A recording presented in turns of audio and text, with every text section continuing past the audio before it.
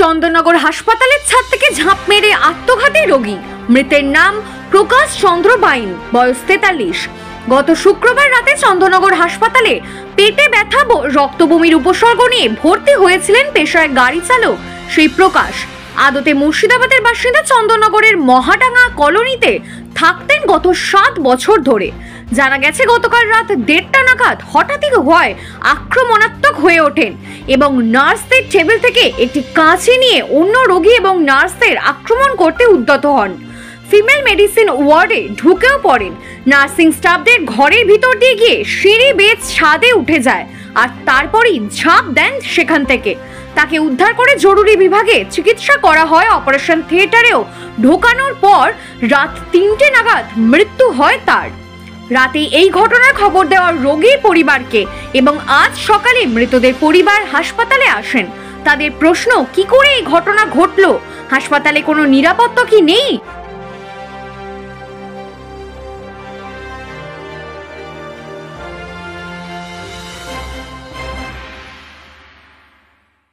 সকালে হাসপাতালে চলে আসেন হুগলি জেলা মুখ্য স্বাস্থ্য আধিকারিক মৃগাঙ্ক মৌলিকর।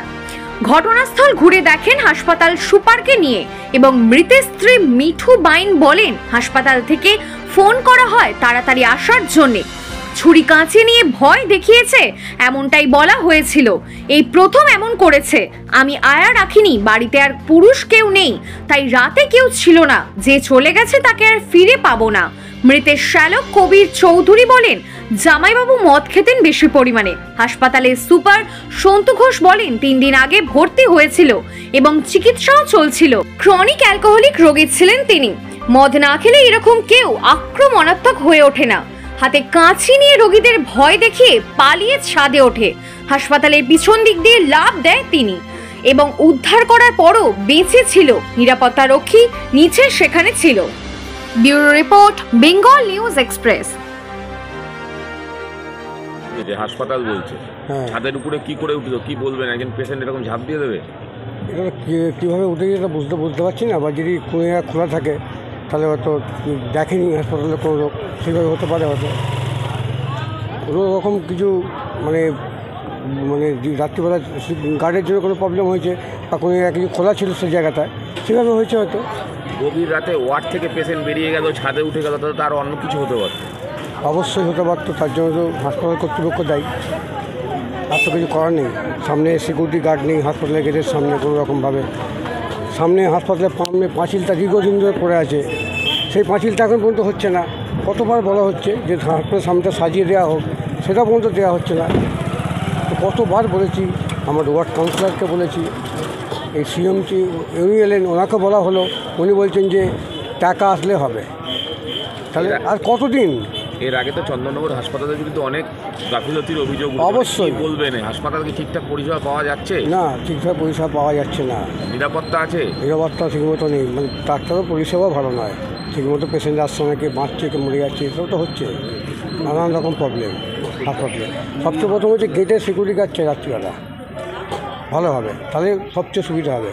কে কখন ঢুকছে হচ্ছে, অনেক সময় পেশেন্টের এখানে জামা প্যান্ট চুরি হয়ে যাচ্ছে খাবার দাবার দিয়ে, অনেক তো প্রবলেম হচ্ছে এখানে। সেগুলো রোগীরা যারা থাকছে তাদের কোনো একটা সিকিউরিটি নেই, এর একটা মনে হচ্ছে না যে রোগী ছাদের উপরে পড়ে যাচ্ছে। সে রাত্রিবেলা যারা ডিউটি করছেন তারা হয়তো কোনো রকম শুয়ে পড়ছে, তখন হয়তো বেরিয়ে যাচ্ছে, এটাও তো হতেই পারে। তো আপনাদেরও কারোর পরিবারের লোকজন যদি ভর্তি করেন, শুধু একটা ভয় থাকছে। হ্যাঁ, সেটা ভয় থাকছে, সকলকারই ভয় থাকছে, অবশ্যই থাকছে। সবাই আমরা যাতে এটা পরিষেবাটা ভালো হোক আমরা প্রশাসনকে জানাবো, বা আমাদের যে স্বাস্থ্য দপ্তর আছেন হ্যাঁ তাকেও জানাবো, আমাদের ওয়ার্ড কাউন্সিলরকে জানাবো, যাতে জিনিসটা ভালো হয়। আপনার নামটা? আমার নাম তপন মালিক। হ্যাঁ, তপন মালিক। তপন মালিক। যেটা হয় যে অ্যালকোহল উইথড্রয়াল সিনড্রোম একটা হয়, যখন আর পেটে যখন মদ পড়ে না তখন এরকম হয়। পেশেন্টটা হঠাৎ করে ওই খুব মানে ভায়োলেন্ট হয়ে উঠেছিল, ওয়ার্ড থেকে ছুটে ওই বেরিয়ে এসছে, যেটা শুনেছি, এখন আমি জানি না। ঘরে ছুটে এসে ওই টেবিলে থাকে না কাঁচি টাচি দিয়ে কাটে না, ওইটা দিয়ে 2-1টা পেশেন্ট এরকম বিছানা মানে ভয় দেখিয়ে ফুটো করে দিয়ে যায়। হুম। তারপরে দৌড় মেরে পালিয়েছে। এখন শুনছি যে এখন ইয়ে থেকে লাভ দিয়েছে, আমি কোথা থেকে লাভ দিয়েছে আমি দেখতে পাচ্ছি না, পেছন থেকে হয়তো লাভ দিয়েছে, পড়েছে ওইখানে, পড়ে তারপরে মৃত্যু হয়েছে তার। না, তারপরে পেশেন্টটাকে তখন ইয়ে আমাদের যে গ্রুপে আছে ওরা ধরে ধরে নিয়ে গেছে। আমাদের যখন পেশেন্টটা তখন বেঁচে ছিল, এমার্জেন্সিতে নিয়ে যাওয়ার পরে ওটিতে নিয়ে গিয়ে ওকে চিকিৎসা করানো হয়েছে।